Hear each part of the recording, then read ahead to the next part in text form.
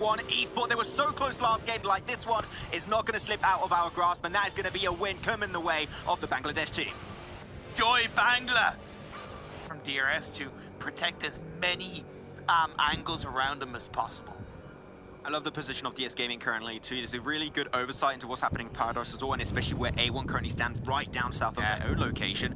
Na'Vi actually going to be swimming on over, and this circle really, I don't have an issue with it. This is great for DRS because you mentioned it right there, the relatively big spread while keeping Mafia Ninja to check out the coastline, make sure there's not going to be a boat coming on through. Is going to be the patrol for the ocean, as they're going to be moving on Nima's position, hopefully. So I'm not expecting too many big changes in the second phase, but teams are just going to be a little bit more concentrated, so that rupture point will be happening, I believe, towards the likes of phase 3 or phase 4. Now, one thing I like is that Geek Fam did go for a little bit of a swim across the river. I was expecting a trifecta rotation, but they didn't send a full squad over on phase 1, and to me that doesn't make sense because they had a little bit of an earlier rotation path line. Why not make use of that as a full squad? Now they have one player being caught out by BTR. They have Yalla up on top of Boot Camp Hill, which they would have heard the shots being fired by BTR.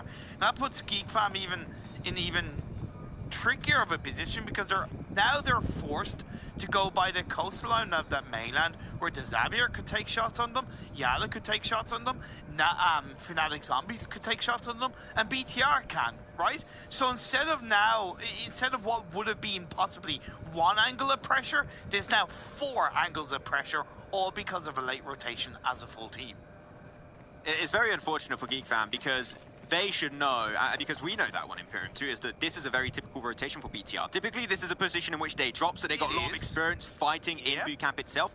And their rotation they typically do, if it is a northeastern shift on phase 1, phase 2, which is the case right now, is they go from Painan straight onto the hilltop down south of boot camp, and then they go into boot camp itself if they scout and see no one's there, or at least not enough players to actually stop them from doing so, which is they're doing right now. And saying a one play alone, you know there's a big chance that BTR is already in there or just about to rotate in, so I think that's just the more times they play Sanok, the more information they'll get, so that'll be requiring improvements over time.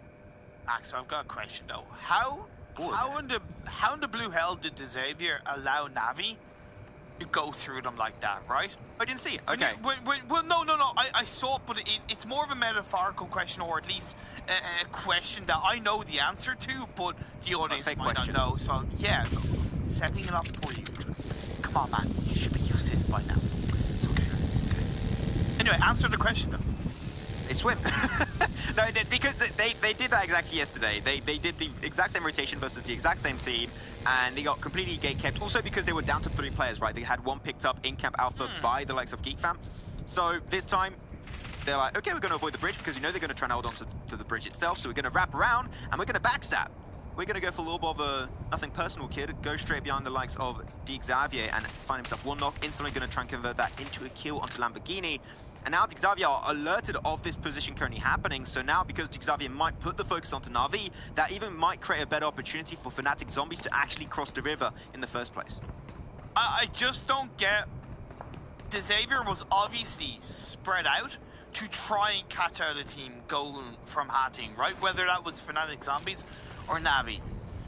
Why were it, like, I don't know if it was bad vision or just, you know, taking a nap, but that shouldn't have happened, and Navi catching them out off guard and grabbing a kill for their troubles. Xavier now back up as a 3-man team joining together. We are about to see phase 3 show up on our screens, and it's another centralized shift.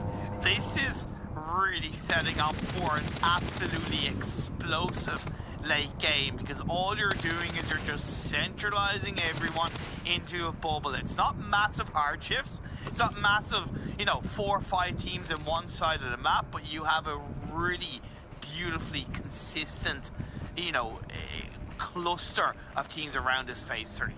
Valdus especially are stuck in a very interesting position. Or we go down south of Paradise Resort and try and hold there, and it was shown yesterday by Zeus trying to hold that location, but if a team pushes you and you are on a dip, it's going to be really hard to fight out of. Or do they backtrack and go back into Paradise Resort? There are many options available for Valdus, but they need to try and take that decision now. More the delay, the more you can be caught out with your pants down. So the rotations, some teams are starting to get closer and closer to each other. We said it, the rupture point is slowly but surely approaching. That's going to be DRS right on top of the position of NASR currently.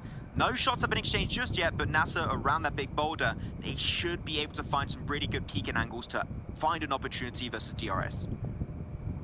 I8 are also kind of close by in the mix, although Crypto's rocking around in the vehicle for the laugh, joining up with the rest of the team. Mr. Burrow sending himself forward. Oh, wow. That bike will make a bit of noise, but look at Nabo on that sideline, right? That flank for Nabo could really expose DRS's position. He's getting a lot of information. You can see it on your screens right now, using a third-person perspective. One knock with well-coordinated attack is all it will take to shut down the Nepal representatives.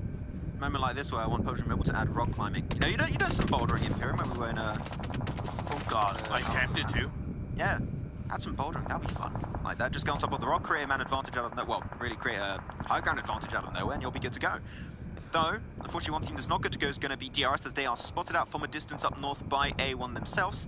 But one thing you see in NASR currently, they've got 3 players. There's one just right on the off angle. Yeah, that's going what to I'm be saying. Nabo. Yeah. Exactly. He's right there, and he's waiting for the time to strike. And DRS have no idea whatsoever. Well, why aren't the rest of the team starting to make a bit of noise to try and set that up, right? It's a little bit too passive from NASR. Now's the time. This is phase 3, though. It doesn't get any easier from here. You think it's going to get any easier? Yeah, you might be able to take advantage of a third party later on, but you gotta strike while the iron is hot, and the iron was so hot in that moment for Nabo. The thing is, you only spotted out Nemad right there. He's trying to spot out where all the players currently stand to give the information, relay it over to NASR, because information is key and is so important in these kind of skirmishes. So, sure, now he lost. Well, right there behind him is going to go for Mafia Ninja. He actually hits one shot, and he's just going to be cruising up. Unfortunately, that surprise factor has been lost. Unfortunately, he had that extra moment of time where he was gathering information, but he truly, this time, I would say, Imperium took way too long. I think there was clearly a chance for him to make it happen. Now he goes for the spray, connects onto Nema, putting down a slither of HP. One more bullet, that is all you need, and he takes a nade to the face, but will not get knocked out by it whatsoever.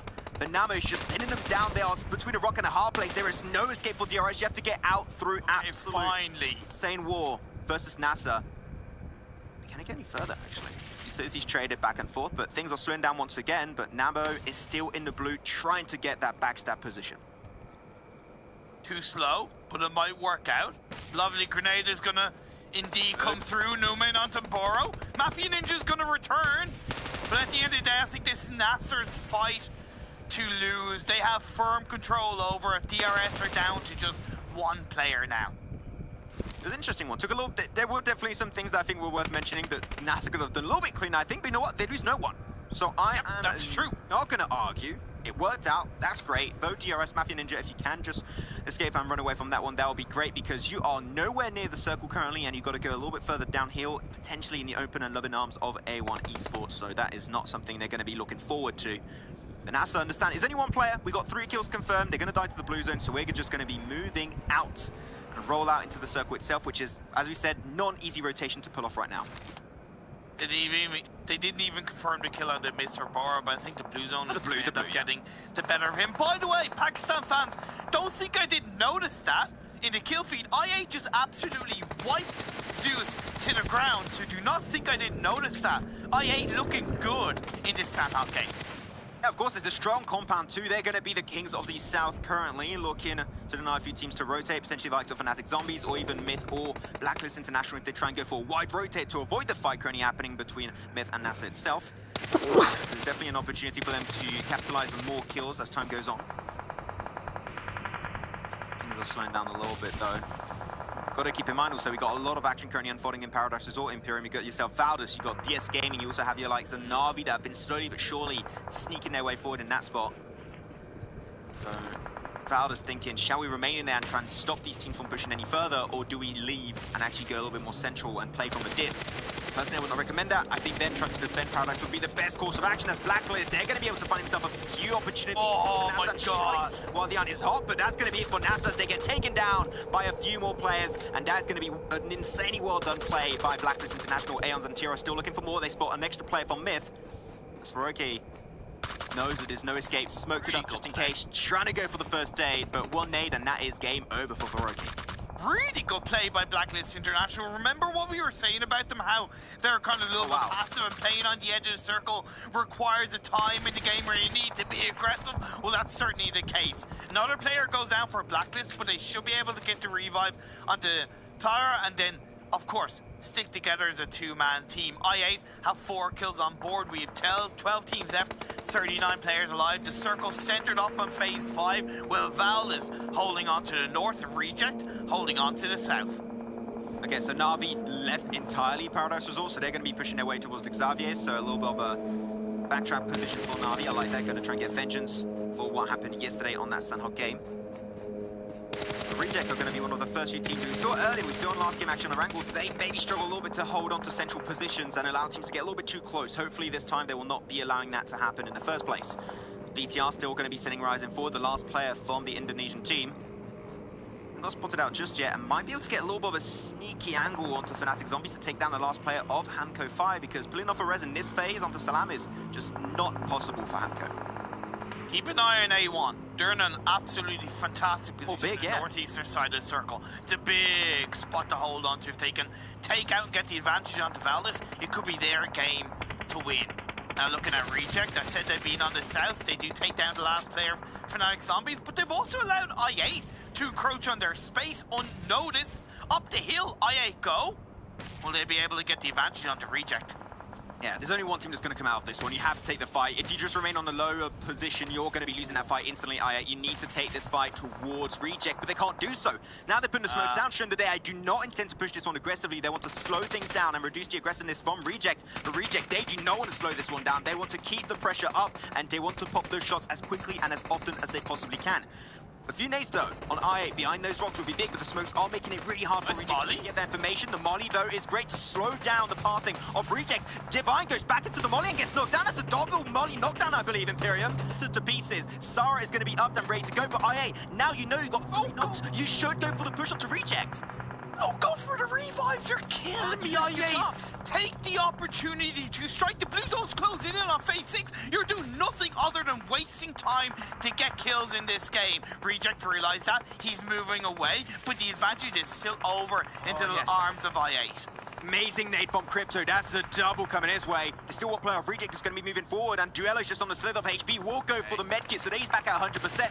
But he still wants to ruin the chances of I8. But he's got the smoke that's still going to make it so hard. He's spotted from a distance, and that's going to be I8 once again getting the kill. Who was that? I believe it was Crypto. This guy's on fire this game. Like a coin rising up in value in this Sandhog game. Valdus now trying to hold on to the northern edge of Paradise Resort. DS has only one player left up in A1. They are waiting for their time to strike like a snake in the grass. Venom fueled into the top 6 teams we are. Navi, they opted to move away. It's low-key worked out, but they only have 1 player left. Yeah, Baffin Ninja is still in the blue, and I don't know how many first aids he has. If he has a decent amount, that could be a top 3 coming his way. We've seen a few strats like Panda in the Western European here, where it does reward you as a top 3. Even sometimes you see it be rewarded top 2. So we'll have to keep in mind and see if DRs get eliminated later on. ZZP, though, trying to heal off inside Paradise itself. Maybe able to do a little bit after that huge fight that was going up over there. Valdus able to make it up as a 2-man. They got great oversight, but a lot of teams sneaking up, so very hard to get the information that Valdus desperately needed. Yeah, that's the end of ZZP. The only player that would have caused any kind of real potential issue to Valdus in that moment. At a limited amount of first aids, they had to move away and Valdus pick them off. Now we are left with 14 really in the mix though. Valdus, Navi, I8, and A1. This is gonna be very, very close. Kitsune, ex-Ada from Cloud9. Within the eastern region, trying to wrap up for the Navi boys. Dick's actually going to be going straight for the warehouse. And he's right on top of A1. I don't think that's going to go any further. Martin unfortunately delayed his rotation a little bit too much and instantly got taken down by Revers. Actually picked up that kill himself. Kitsune got spotted out by Blade. And this is up to 9. This is the best game we've seen so far from the IA team. And we'll see if they can try and push it to the limits and see if they can actually turn this one into a big fat dub. The nades are going to be roaring up onto I8. Revers could still get rested up behind that smoke, but they're taking it a little bit slower this time around. At the end of the day, with reviews going down at the hands of SiNiSTER, puts A1 in the body advantage. Six can do nothing. The circle has gone towards the A1 boys, the Bangladesh representatives, as DRS go down. Still 4th place, that's a big win. That's still huge for DRS from Nepal. We'll see if they can try and get more as the day goes on. Now we're down to top 3. Gonna be having Valdus back in the top 3 after that last game. They're gonna be happy, trying to live up to what they did yesterday. The thing is, A1, they should know Martin was just a knock. They should know there's a chance the player's gonna be right behind that wall. Jax tries to jump out. Beautiful. Not get spotted just yet. Her Pronin down. Crypto is inside the wing. Six gets caught out. We're left with their final 2 teams. Yeah, that's it for Valdus, 3rd place, and even teams of the other player of IA1 Esports. They were so close last game, like this one is not going to slip out of our grasp, and that is going to be a win coming the way of the Bangladesh team. Joy Bangla